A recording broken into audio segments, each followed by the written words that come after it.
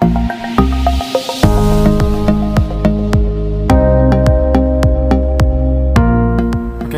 jumpa lagi dengan Radar Kediri TV. Kali ini Radar Kediri TV bertemu dengan Mas Alfian Putra ya? Alfian D. Putra. Ya. Alfian D. Putra ya. Ini Mas Alfian ini saat ini sebagai Ketua HIPMI, Himpunan Pengusaha Muda Indonesia Kediri, DPJ Kota Kediri, dan juga seorang hipnoterapis ini Mas ya. Betul. Iya. Ya, kita ini dalam bincang Jumat kali ini kita akan ngobrol santai aja dengan Mas Alfian. Oke, Mas Alfian ini saat ini adalah masa pandemi lah. Kita masih masuk masa pandemi COVID-19 ini. Banyak orang yang kemudian dari sisi pemikiran menyerah, ya wes lah, masa pandemi ya sudah lah itu. Kemudian itu mendegradasi motivasinya untuk bisa hidup lebih baik, sukses, menjalani pekerjaan, pendidikan, dan sebagainya macamnya. Mungkin dari Mas Alfian yang seorang hipnoterapis ini mungkin bagaimana untuk mengelola mindset kita supaya bisa terus positif meskipun banyak tantangan atau cobaan seperti ini. Oke. Monggo Mas. Iya, baik Mas. Jadi situasi pandemi COVID-19 ini memang berdampak dari semua bidang ya, baik itu adalah bidang usaha, bidang pendidikan, maupun masyarakat yang terkena dampak yang harus dirumahkan gitu. Nah, memang kita harus bisa mengontrol, self-control diri kita. Nah, kalau dengan hipnoterapi, sebetulnya ini sudah saya kembangkan 10 tahun yang lalu. Jadi sejak 2010 saya mendirikan lembaga The Indonesian Academy of Hypnotherapy sampai hari ini yang aktif menyelenggarakan training maupun terapi. Nah, yang paling penting ternyata self-control gitu. Kenapa? Bawah sadar itu pengaruhnya 90%. Kenapa saya bilang 90%? Ini hasil dari riset. Sudah dijelaskan oleh John D. Kampars PhD bahwa 90% pikiran bawah sadar kita kalau tidak kita manage dengan baik, maka kita akan berpengaruh ke kehidupan kita, baik itu fisik ya maupun jiwa kita. Makanya life, mind, and body itu satu kesatuan yang utuh. Kalau kita punya pikiran yang positif, maka tubuh kita pun juga akan bekerja dengan positif. Tapi kalau pikiran kita berat, kita menganggap bahwa COVID ini mengganggu, berdampak, ini ya pasti akan kita jatuhnya justru imun kita berkurang, lalu kemudian gampang terserang virus atau penyakit. Makanya dokter berpesan saat itu kan sudah di-share juga bahwa harus jaga sistem imunnya. Nah, salah satu caranya dengan kita harus bahagia. Nah, seperti apa hipnoterapi itu, self-hypnosis itu? Yang paling penting ternyata menanamkan sugesti-sugesti yang positif. Misalkan dengan melakukan afirmasi setiap pagi, bersyukur kita masih punya keluarga, bersyukur kita masih bisa menghirup nafas ini dengan baik begitu. Jadi hipnoterapi itu biasanya kita bisa merelaksasi ya, di dalam kondisi relaksasi lalu memberikan sugesti positif untuk diri kita begitu. Apakah berdoa, beribadah kepada Tuhan itu bagian dari hipnoterapis? Sigmund Freud membagi brain wave, gelombang otak kita itu ada 5, ada beta, alfa, theta, delta, dan gamma gitu ya. Nah, hipnosis ini berada di gelombang theta.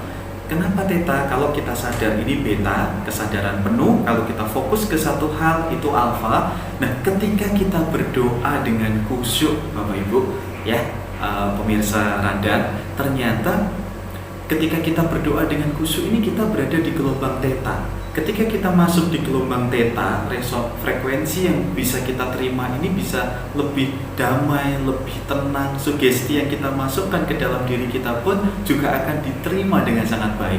Nah, untuk itu ketika kita berdoa, beribadah, itu menjadi salah satu cara untuk kita meningkatkan sistem imun kita gitu. Kalau apakah ada hubungannya ini dengan kecerdasan emosional, kecerdasan spiritual begitu? Iya, ada. Jadi hipnoterapi ini sebetulnya kompleks dan bisa masuk di berbagai bidang, bisa diaplikasikan di berbagai bidang. Karena sekarang hipnoterapi sendiri ada Prahipti, Perkumpulan Praktisi Hipnosis dan Hipnoterapi Indonesia. Kebetulan untuk Kota Kediri ini saya ketuanya. Jadi selain saya ketua HIPMI, saya ketua Prahipti juga.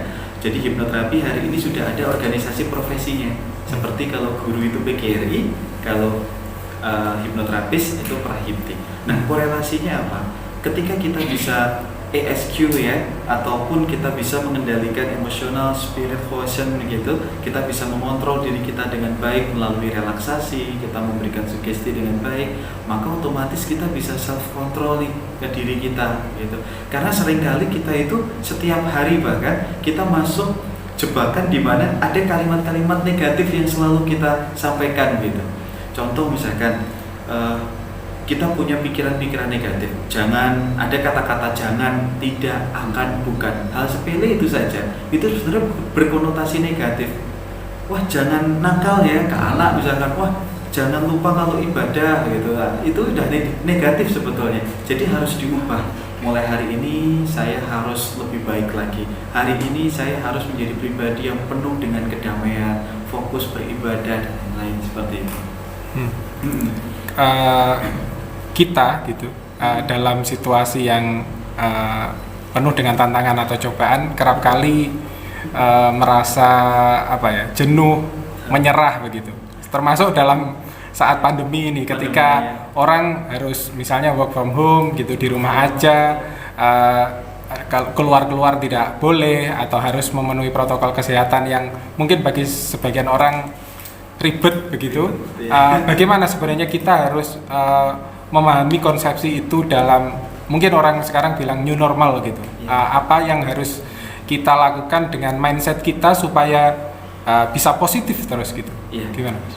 Di Jepang itu ada wilayah namanya Okinawa, atau dikenal konsep ini adalah Ikigai. Nah, Ikigai itu bagus sekali, bisa kita terapkan juga. Konsepnya sederhana. Ketika ada yang sesuatu yang kita cintai, love, lalu kemudian ada sesuatu yang kita ahli di bidang itu. Nah, ketika kita sudah cinta, lalu kemudian kita ahli di bidang itu, itulah yang disebut passion gitu. Nah, sebetulnya untuk mendapatkan sebuah kebahagiaan, happiness we can get anytime begitu. Bahagia itu bisa kita dapatkan dimanapun, tergantung dari kita pemaknaannya seperti apa. Hipnosis, hipnoterapi, NLP, Neuro Linguistic Programming, ini adalah bagaimana kita memprogram pola pikir kita.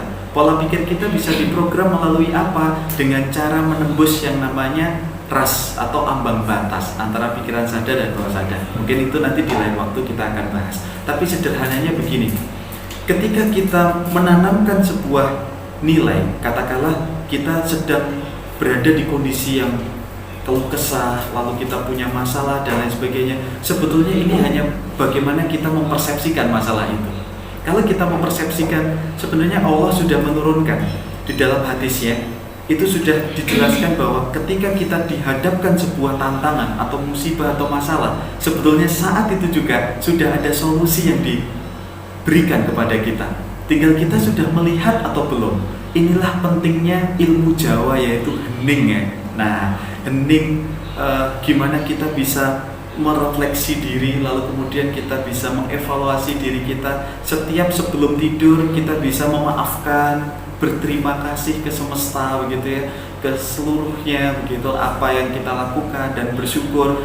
Itu cara yang paling ampuh untuk menghadapi kontrol diri kita agar kita bisa lebih sabar, tidak berkeluh kesah dan lain sebagainya. Jadi kita harus forgiveness, kita harus memaafkan siapapun, karena Allah pun juga Maha Pemaaf gitu. Kita juga harus memaafkan orang-orang yang mungkin bisa jadi bermasalah atau berbuat kesalahan kepada diri kita, kita harus memaafkannya gitu. Karena memaafkan itu bukan berarti mengalah, bukan berarti kalah, tapi memaafkan kita betul-betul bijak untuk diri kita. Apakah dalam konteks ini juga memaafkan virusnya? Nah, bisa jadi begitu. Mungkin begini Mas, yang perlu kita lakukan, kita harus berterima kasih kepada tubuh kita. Tubuh kita ini sudah bekerja loh seharian penuh begitu. Kadang kan kita itu ya sudahlah tidak memperhatikan. Kadang telat mandi, telat makan dan sebagainya. Kadang kalau sakit, aduh kok sakit sih, pusing sih, aduh badanku kok capek-capek sih. Kita terus saja menyalahkan tubuh kita tanpa kita berterima kasih kepada tubuh kita. Nah, ada teknik menarik, emotional freedom technique. Nanti tekniknya ya tapping begitu, atau bisa juga dengan self suggestion begitu. Tappingnya sederhana kok, cuman begini saja. Meskipun saya capek, meskipun saya lelah, saya ikhlas, saya pasrah.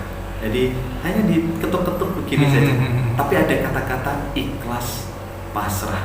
Nah, ini yang menjadi kunci yang kadang semua orang tertutupi dengan duniawi, dengan kesibukannya, yang kadang kita tidak berterima kasih kepada tubuh kita. Jadi kita perlu yang namanya terima kasih. Ucapkan terima kasih ya tanganku yang sudah bekerja dengan baik. Terima kasih ya wahai tubuhku yang sudah bekerja dengan baik. Sambil play musik-musik relaksasi, sambil didengarkan, sambil renungkan sejenak, sambil berterima kasih ke alam semesta dan kepada Allah, kepada Tuhan, maka hidup kita akan damai. Sebenarnya dalam situasi apapun seperti Mas Alfian bilang tadi, bahagia itu dimulai dari diri kita ya. Betul sekali. Bahagia bisa kita ciptakan, kita bisa memaknai segala sesuatunya itu yang positif. Misalkan nih kita lagi nyetir mobil, lalu tiba-tiba ada motor yang lewat dan itu sebetulnya dia melanggar aturan, kita marah-marah. Tapi kalau seketika itu kita langsung punya mapping, punya pola pikir, mungkin keburu ya istrinya mau lahiran, atau mungkin anaknya lagi sakit, buru-buru mau beli obat, nah, itu akan lebih damai begitu. Karena sebenarnya masalah kita itu ada di persepsi kita. Kadang kita sudah mempersepsikan dulu bahwa bahkan mengeneralisasi ya, semua orang membenci saya, semua orang, padahal kan nggak tentu gitu ya. Itu yang harus perlu kita mengontrol diri kita dengan sangat baik. Jangan lupa like, komen, dan subscribe channel ini. Radar Kediri TV selalu dinanti.